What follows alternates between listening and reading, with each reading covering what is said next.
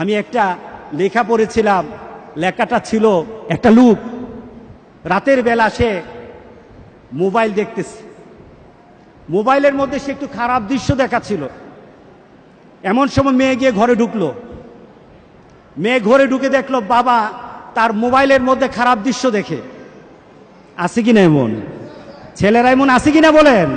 এগুলির কারণেই তো জানা, এগুলির কারণেই তো জানা।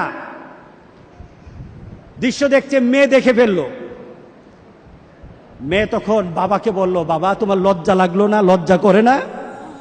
একটা শব্দ বলেছে, লজ্জা করে না বাবা, লজ্জা করে না বাবা। মেয়েটা ঘরে চলে গেল। সেই বাবা যন্ত্রণায় ভুগতে আরম্ভ করলো, আরে আমার মেয়ে দেখে ফেললো, আমার মেয়ে কি কথাটা বলেছে, লজ্জা করে না বাবা। মেয়েটা সহ্য করতে পারলো না। সে লোকটা অফিসে চলে গেল, অফিস করতেছে, কিন্তু আর ভালো লাগে না। মেয়েটা কি বলেছে, লজ্জা লাগে না বাবা। কিন্তু মেয়েটার যন্ত্রণায় সে হার্ট ফিল করলো, বাবার এই অবস্থা দেখে হার্ট ফিল করলো। মেয়েটা এরপরে মারা গেল। বাবা যখন বাড়িতে ফিরে আসলো, মেয়েটা বাবার মাথাটা নোয়া, লজ্জিত একটা মুখ। এখনই আমার মেয়ের সাথে দেখা হলে আমার কানে বাজতেছে, আমার মেয়ে আমাকে বলেছে লজ্জা লাগে না বাবা। আমি কিভাবে আমার মেয়ের সামনে যাব, আমি কিভাবে আমার মেয়ের সামনে যাব? এই চিন্তা যখন করতেছে, এমন সময় দরজা খোলার সাথে সাথে একটা চিৎকার শুনলো। স্ত্রী চিৎকার বলতেছে, আমার মেয়েটা মারা গেছে, আমার মেয়েটা মারা গেছে।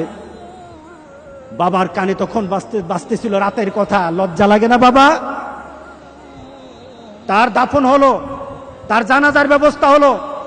দাফন করার সময় মেয়েটাকে যখন কবরের মধ্যে দাফন করে দেয়, কবরের মধ্যে রাখা অবস্থায় বাবা একটা চিৎকার করার কথা ছিল। মেয়েটা তো চলে যায়, বাবা চিৎকার করার কথা ছিল, বাবা চিৎকার করে নাই, বাবা হেসে দিয়েছে।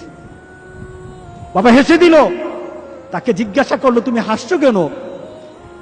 আমার মেয়েটা চলে গেছে, আমার কলিজার টুকরাটা চলে গেছে, কিন্তু আমার জীবনের মধ্যে একটা আঘাত দিয়ে পরিবর্তন করে গেছে। যেই নীতিতে আমি আমার চরিত্রকে নষ্ট করছি, আমার ঈমানকে নষ্ট করে দিতেছি, আমার মেয়েটা হারিয়ে ফেলেছি, কিন্তু আমি আমার আখিরাতকে বুঝে ফেলেছি, আমি আমার আখিরাতকে বুঝে ফেলেছি।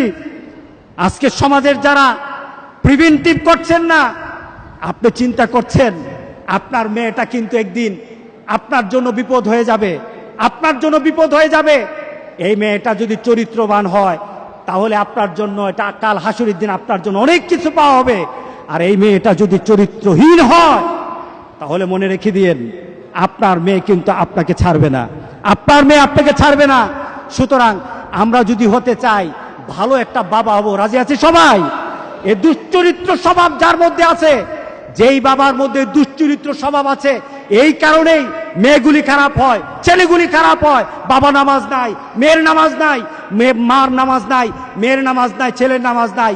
সুতরাং আমরা চলুন একটা সুন্দর একটা সমাজ চিন্তা করি, যেই সমাজের মধ্যে খারাপই থাকবে না, প্রতিরোধ গড়ে তুলবো ইনশাআল্লাহ। রাজি আছে সবাই?